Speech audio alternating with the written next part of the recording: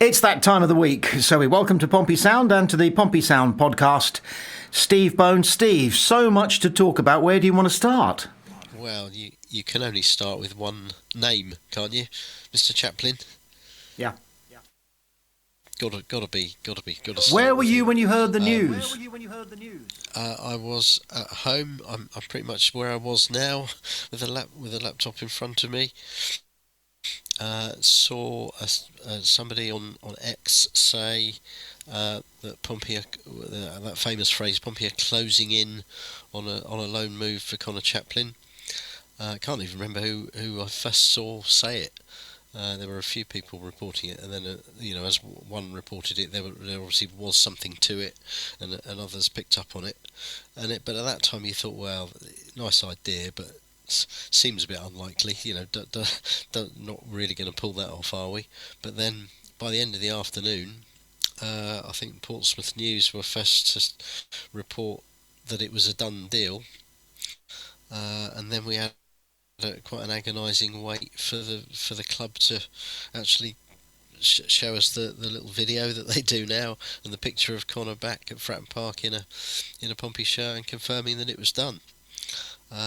But what a brilliant piece of business! I think even if you take away his Pompey past, if you were to sign a player who has done what he's done in recent years in League One, Championship, and he's had time in the Premier League as well.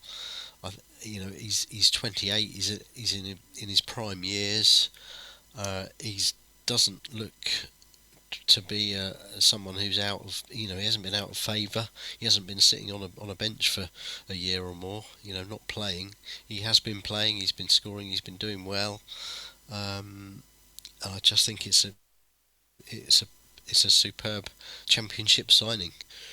And then you add in his Pompey links, his Pompey past, the fact that he loved it at Pompey before we loved him. You remember some of the goals he scored, some of the assists. And it is as I say, brilliant bit of business. Yeah, apparently some phone calls had to be made to the Eisners to clear it financially, because we're paying a lot of his wages, and they're rumoured to be something like £15,000 a week. Yeah, I wouldn't know the ins and outs of who's paying how much, but you would think that it's to get a player in like that, you're probably going to have to push your budget boundaries a bit, aren't you? You're going to have to shift them. Pompey fans will say, yeah, that's the right thing to do, because it's not like we've had a summer where we've spent silly money on players. We haven't spent millions and millions on transfer fees, have we? All the sort of the signs that have come out of the club from this transfer window are not only that we're willing to sort of pay a little bit more in wages or fees or whatever to get the players that the manager wants and the manager feels he needs, but we're also prepared to hang on to what we've got as well, because of course the other, in a way, no disrespect to the other three that we signed on deadline day, but the second biggest story of deadline day was that Josh Murphy didn't go anywhere, wasn't it? Really, that was in many ways that was as important as signing Chaplin. If it had been a case of Chaplin in and Murphy out, if he'd gone to Leicester, or apparently West Brom were interested as well, that would have just taken the gloss off the Chaplin move a little bit. But he stayed, and from what we hear, Pompey were never going to budge on that. They had an offer or two. They haven't confirmed that they actually had a concrete bid, but I think they probably did. And you would imagine it was from Leicester. I've heard, you hear talk of it being for 3 million, and Pompey were, they didn't say, well, we're not going to sell him for 3 million, but we'll come back with another bid and we'll talk about it. They just said he is not for sale. Bye bye, thanks. Look elsewhere. And that's what Leicester had to do. So that's a good statement as well, isn't it? There's a good interview with Andy Cullen out today on the Portsmouth.co.uk site, in which he says, that's not what we're about. We're not, all players do. We're not. He's not saying we'll never sell another player. Clearly, it happens from time to time. It also depends on whether a player wants to move. but he said, we're not in the business of selling somebody at the last minute to make a few quid and then have to replace him quickly without doing the sort of diligence on who we're going to replace him with, how we're going to replace him. That was part of the thinking, I think, with Murphy. It all came quite late in the window, so they didn't want to leave themselves short on that side. But the really interesting thing about Chaplin's signing is obviously Callum Lang is out at the moment, so everybody is saying, well, we're going to presumably line up with Bishop up front, Murphy on the left, Chaplin in the centre, Segicic on the right. What happens when Callum Lang's fit again?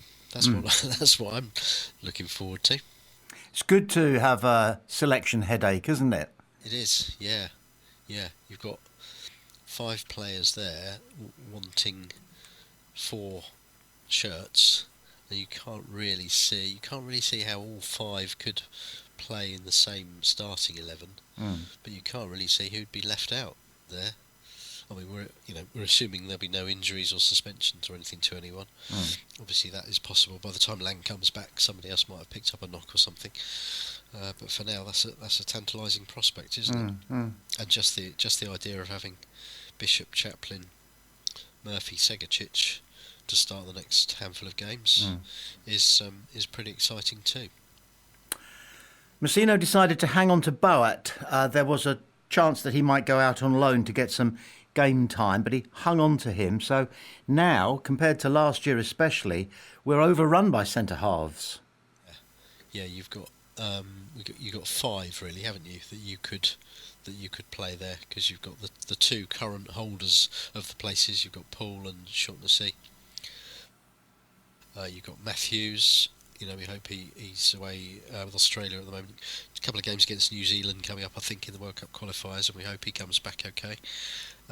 You've got Knight, the new lad who came on for the end on Saturday and looked pretty good. And you've got Boat. McIntyre has obviously now moved on. We wish him well, but that was always going to happen. But yeah, nice position to be in, isn't it? Really, 5 recognised centre halves, and even then, if let's say the worst happens and 3 of them were to get injured or suspended the same week, you've still got people like Ogilvie and Pack who could switch in to be the spare centre half if you needed them, or if you needed a centre half on the bench and didn't have anybody else, you could put Pack. If Pack is on the bench, then he's somebody that we know can do a job there. But hopefully, fingers crossed and touch wood and everything else crossed. So far, Paul and Shaughnessy have looked very fit and have stayed clear of any problems. No sign of any recurrences of anything. So it looks as though they're going to be the 2 to budge. I thought it was interesting that Knight came on and Paul switched to right back at the end on Saturday. I've heard 1 or 2 people say maybe that is in the manager's mind.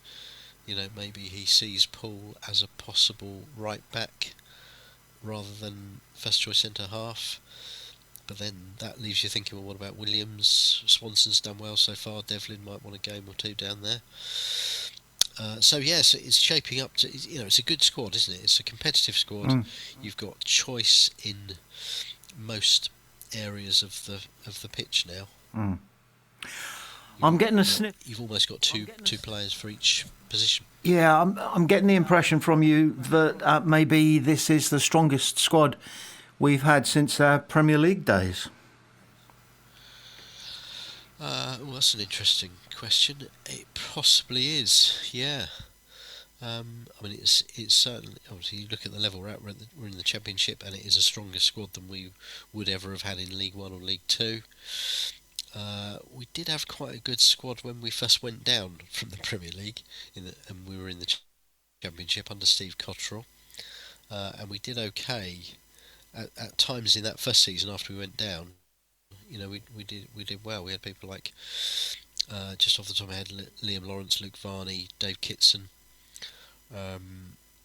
We were top half of that table for a while and doing okay, and then issues happened and off the field problems came back, and a lot of those players left, and eventually Steve Cotterill left, and then it all fell apart with different owners and things. But we were quite strong when we came down. But you'd have to say we're stronger now. Now we're on the way back up, and in in the same sort of position. Looking at top half of the championship, we look and feel a lot stronger and more stable, don't we? And it is, I think it's a strong squad. I think there's a lot of other teams in the championship will be looking at that squad and thinking, wish we had that strength in depth. Are you prepared to adjust your prediction that we will finish? I think you went something like 15th or 16th. Are you prepared to evolve that and maybe call us a top half side? I actually think I went higher than that, didn't I? I wrote it down somewhere. Sorry. Did you? No, that's all right. I think I said, because last year I said 9th, and that was although in my defence we weren't that many points off finishing 9th last season. If we got another 5 or 6 points we would have done, but I think I lowered my expectations a bit this year. But I think I said we'd finish somewhere between 11th and 14th. If you have written it down and I'm wrong, forgive me. I still think top half is possible. Don't think we will be top 6, but the thing is, if you're in the top half in sort of January, February, then at that point you're in with a chance, aren't you? If you put a good run together from there, you've got a chance for playoffs. Don't think we'll end up in the playoffs personally. I mean, if Chaplin clicks and that front four that we've talked about stay fit and get on a run and get a bit of momentum, who knows? But I don't think we're in that bracket yet. But I think there's certainly great potential for us to improve on last year. I don't think we are going to need to worry too much about the relegation zone. Don't think there's going to be too much looking over shoulders at the bottom 3 and thinking, right, how many more wins do we need? We've got 7 points from the first 4, and I think it took us until October to get 7 points on the board last year because we had all those draws and we couldn't get a win anywhere, could we? I think having two wins from those first 4 is massive, really, and that's why Saturday was such a big result against a team that had already beaten Ipswich and Leicester as well. Preston had a couple of good home wins, hadn't they? So, I'm looking up, not down, but I'm not getting too carried away. Been looking at a website called Not the Top 20, which specialises in the EFL. And let's get on to talking about the Southampton game because it's so delicious. Their expert writes that if he were a Southampton or a Pompey fan, he would already be sick to his stomach with worry. Why? Because they want to win so much, and also because his other thing I wanted to get onto was he says that the state of the game, it will be pretty gruesome. Gruesome is a good word for it, isn't it? I don't look at it the same way. I don't think I can only speak about what I think Pompey fans will be thinking, really. I don't think Pompey fans will be sick with worry about it. I think after such a long time being a league or 2 below them in the Football League, I think Pompey fans are delighted to be back in the same division. Because obviously we played them in 2019 in the Cup, but at that time we were League One, they were Premier League, and they beat us 4-0 at our place, and it wasn't very pleasant. But now there's a lot of water under the bridge since then, so we're back in the same league as them. We're actually, I think we're 5 places above them in the league table as it stands. I know we weren't before last weekend, but we are at the moment, and we will be going into that game. Well, it's on the Sunday, so the positions may change a little bit, but we'll still be above them going into it. I think Pompey fans will be going into that, with high expectations. Really, I think they'll be thinking that Pompey can win that, shouldn't lose it, but it will still be a difficult game because Southampton have, they've done a certain amount of rebuilding. This new manager they've got looks to be an improvement on the last couple of managers they've had. So we can't go there thinking, we've signed some good players, we've had 2 wins out of our first 4, we're going to hammer them. It's not going to be like that, but I think there'll be a certain level of confidence going into that game from the Pompey camp, and I think looking at it, if you tried to look at it from a neutral's point of view, you'd probably be looking forward to it more if you were a Pompey player or manager or fan than if you were in the Southampton camp, as things stand at the moment. And if you're a Pompey player and you're Portsmouth born and bred, and we've got a couple, Richie is now gone, we would have had 3 if he'd still been hanging around, they will really know inside out what this match means. Yeah, exactly. Chaplin and Swift are the 2 that spring to mind in terms of they know, they've been in this area, they grew up in the south. Swift in particular, Gosport lad, he knows all about that rivalry, even though he's new to Pompey as a player. He knows all about it. Chaplin probably more so, having come through the ranks at Pompey. He was at Pompey from when he was about 7 or 8, I think, wasn't he? So he knows about it. No, they both know what it means to the fans. But I think the rest of there's others in the team that know plenty about that as well. Maybe 1 or 2 of the more recent arrivals don't quite get it yet, don't quite know exactly how much this game means to everybody, but I think on the day they will get a feel for it. I think we sold our allocation of tickets, didn't get many tickets, did we, from them too? Something like 2,700, sold those pretty quickly. Those fans stuck in the corner of the ground will make a bit of a noise. It's going to be intense. I don't know if it's going to be gruesome, as this website says. It's going to be spicy though. There's going to be some yellow cards, that's for sure. But no, it's one to look forward to from my point of view. As I say, I wouldn't have any. There's no worry on my part. I'm not going in there fearing a sort of a 3-0 defeat or anything like that, which a couple of times in the past we have had there. We've gone there and we've just been not quite good enough on the day, not been good enough to compete, and we've come away with our tails between our legs. Don't think that's the case this time. I don't think. I mean, I'm sure you'll ask me for a prediction either this week or next, but I'll say now, I don't think we're going to lose that game. Mm-hmm. I think we're in a good place in terms of how we've started the season, right, and stuff that's happening off the pitch in terms of the squad looking strong. We finally said goodbye to Matt Ritchie. I was touched, we were all touched by him saying goodbye and thank you, Pompey fans. It was touching to hear them singing a song with my name in it that I had sung on the terraces when I was a Pompey fan.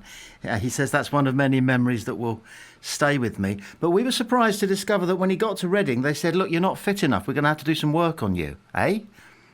Yeah, I'm a little bit surprised at that. I suppose it comes through the fact that he's not been playing, has he? He's not really been training with Pompey, I don't think, has he? And he's certainly not played. And I suppose whatever you do on your own to keep up your fitness levels, he'll have been in the gym and he'll have been out running and doing whatever else a player needs to do. It's not quite the same as training with a squad and playing in the odd game. There was an element of that when he came here last year, wasn't there? He took a little while to get up to not up to fitness as such, but up to sort of match sharpness. So, because a couple of those early games he played and he came on, and he was just a little bit. There was a couple of loose passes, wasn't there? And a couple of people thinking he doesn't quite look up to the level we would expect. But he soon got up to that level because he stayed fit and he the more games he played, the better he got. And actually, he was one of those last season who I didn't think particularly benefited from being rested a couple of times in a couple of those away games where we changed the team around too much. So I think he'll soon be up to speed at Reading, and I think they'll see what we saw. I think they've got a very good player on their hands. Dropping down to League One, he should have as much influence for them this season, if not more, as he had with us last season. So good luck to them. Although I saw Paddy Lane knocked in a good goal for them, didn't he, the other day? So whether those two are after the same starting spot, I don't know. They'll probably have to play one on the left and one on the right, won't they? I think there'll be a lot of Pompey fans keeping an eye on Reading this season just to see how they do. They've got I can't quite at the moment remember who the other one is, but they've got a third ex-Pompey player there, haven't they? I can't think quite who it is, but anyway, it'll come back to me. But no, yeah, as I've said on here, I thought it was a shame that Ritchie wasn't, or I thought it was a shame that Ritchie and the club couldn't see eye to eye on how he fitted into things for this season. And I still do, in a way. I mean, you could probably say that if Ritchie had stayed, there's every chance we might not have got Chaplin because of the wage bill. So that is one consideration. And I don't think too many people would be complaining at having Chaplin instead of Ritchie. In an ideal world, and if you wanted to be pushy about it, you could say, couldn't we have had both? But there it is. Players move on. Sometimes players that you don't want to move on. It happens for all sorts of reasons. Sometimes it's the player, sometimes it's the club. We still don't really know the full story of what's happened with Ritchie, but good luck to him. But I think we'll be okay without him. Turning our attention to the international duties of 5 Pompey players who've been called up during this fortnight.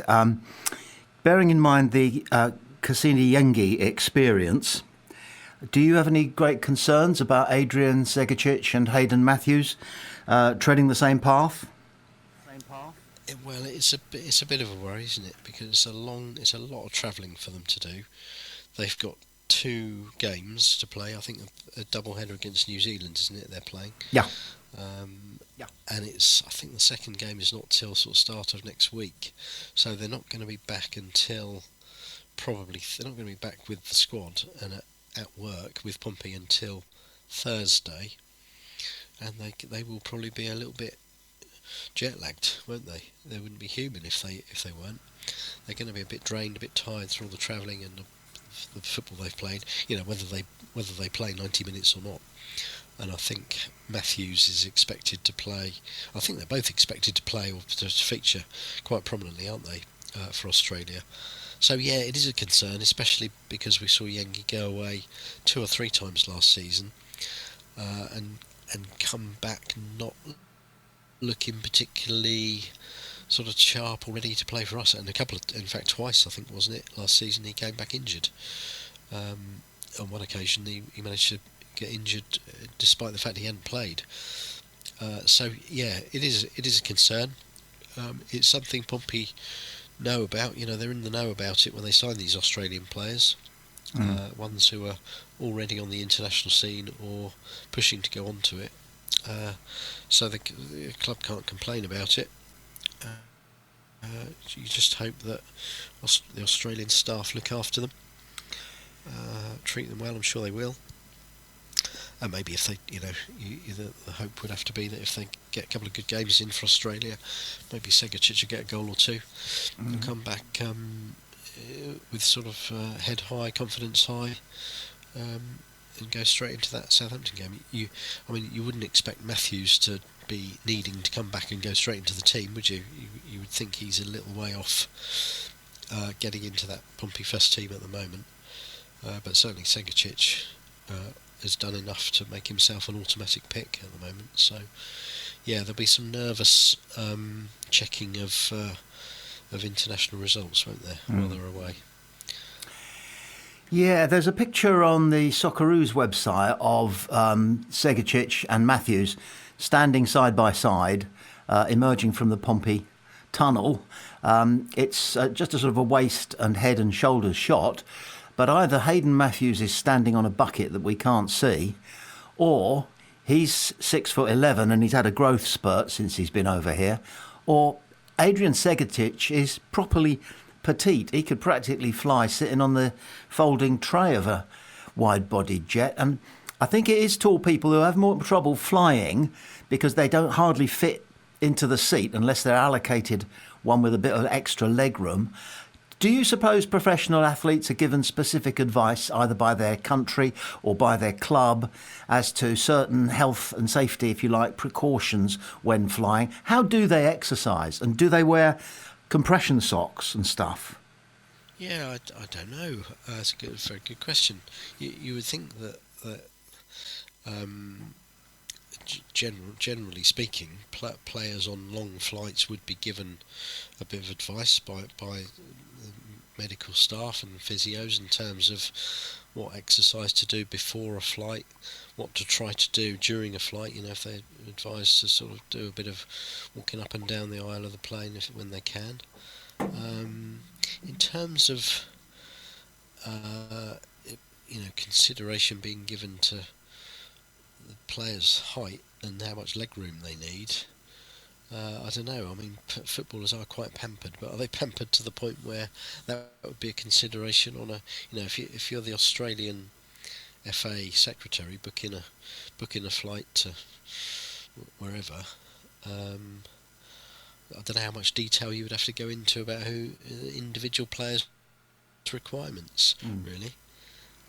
But it's a fair point. It's I mean, those pictures were amazing actually, showing the two of them next to each other, because Matthews does look twice as tall as Sigurdsson's, doesn't he?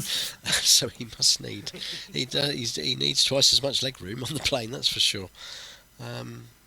Yeah, I don't know the ins and outs of how these all this international travel is organised, and how much consideration is given to things like that. But it should be, if it's not. So yeah. Just a point of interest, I'll tell you who else was on the plane with them to Australia, and that was Sammy Silvera. Oh, was he? He's in the squad, is he? Yeah. Right, didn't know that. He must have started the season better than he started last season then, in that case, I would think. He's bounced back. Good for him. I'm glad he has, because he was clearly a good player there. We saw flashes of it, didn't we, quite early on? We saw some good work. We saw flashes of real talent, but no end product, I think, is what I remember of him early last season. And when people started to get onto his back a little bit, quite rightly, because he wasn't delivering, later in the season, those flashes of brilliance weren't there, and there was just nothing to sort of go on. I'm pleased for him if he's back on track and into his country's squad as well. Maybe he'll play. Segurčić will be rested and come back and be 100% fit for us. I don't know if that's. I'm sure Segurčić would rather play than go all that way and not play. But can I ask, is your overview of these international breaks the same as it was? Because we're deprived of our club football, which is our lifeblood, for meaningless games often. And I think the Australian game is they're calling it the Down Under Ashes, Australia versus New Zealand. But I don't think there's an awful lot of history or anything there connected with it. It's a money spinner for somebody. And then, of course, we've got Mackenzie Kirk, who is playing in an under 19 or something match, which is a great credential for him, great for him. But again, in the great scheme of things, compared to Championship football, it's meaningless. Yeah, it is. My views on international breaks probably similar to yours, and probably similar to a lot of football fans. And when I say football fans, I mean fans of domestic clubs, which is what we all are. When all said and done, there aren't many people that like international football and don't have a club to follow. So I think we all come from the same side. I just think just feels like there are too many international breaks, too many international matches played, and too much disruption to domestic schedules caused by each break. I think you could easily reduce the amount of international football played. I just don't see the point of international friendlies. Why pile more non-competitive games onto players who have got 50, 60 games to play in a year? So I think you could have less international football, fewer international breaks, and I still think that even when there are international breaks, I think clubs should be made to play on. I think domestic leagues should play on, and if they have to do without 2 or 3 players, well, it's a squad game these days, so get on with it. Play without them. That's a very interesting suggestion, and it would damage us in certain ways. I don't know how much it would affect other clubs, but I think you make a good point. We do want our club football. It is ridiculous that we're going to have to sit on our hands or go to home base on Saturday instead of keep ourselves glued either to the game or to a screen or something. It's a disgrace, actually, and yet, of course, our manager can only say that international football is fine and well and good because one day he might come under consideration for being an international manager himself. But let's talk about him. We won't get your prediction now, Steve, for the Southampton game. But if you were John Mousinho, how would you think you'd be setting up? Because you're going to try and treat it like any other away game to a side that used to be in the Premier League until recently. But how is that? And if we're going to come away happy with a point, we know that John Mousinho likes to attack the best form of defence. Do you think we'll come out guns blazing? I don't necessarily think we'll come out guns blazing from the first whistle, but I do wonder if our approach generally to away games this season has shifted a little bit. There seems to be a little bit more confidence that we can go to some of these away games, play as we like to play, so dictate the play a little bit when we can, not let the home team control the game. And I'm looking at our results so far. We've won at Oxford, not a very memorable game, but we did. It was a professional performance. It was never too much of a worry that we'd come away with the points after we got ahead.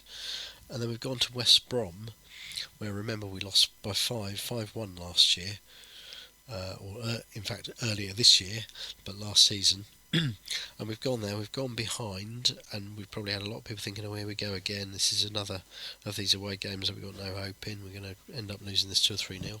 And then we've come back and we've kept going, we've stuck to our principles, stuck to our game. We've got a very good equaliser with Murphy linking up with Bishop, and a great header by Bishop, and we've ended up being, getting a deserved point there. You can argue about one or two of the decisions in our box or towards our box, but we've come away and we've got a good point. And I think gradually the confidence in the team and in the management about going to these away games will grow, is already growing in fact. So I think we'll be going to Southampton not fearful at all, but thinking that we need to start solid, not do anything silly in the first 10 minutes, and just get a feel for the game, and then play our own game. And if Connor Chaplin's in the side that day, that's an outlet for us that we haven't had before now. But we'll be looking to get the ball to Murphy and Segacic. I think he'll play as experienced and a starting 11 as he can. So I don't think we'll see people like LaRue and Bianchini starting. I think we'll see probably Dazal and Swift in the midfield, and the four that we've talked about ahead of them, and the same back four that we've had. You might even see Williams in for Swanson at right back possibly.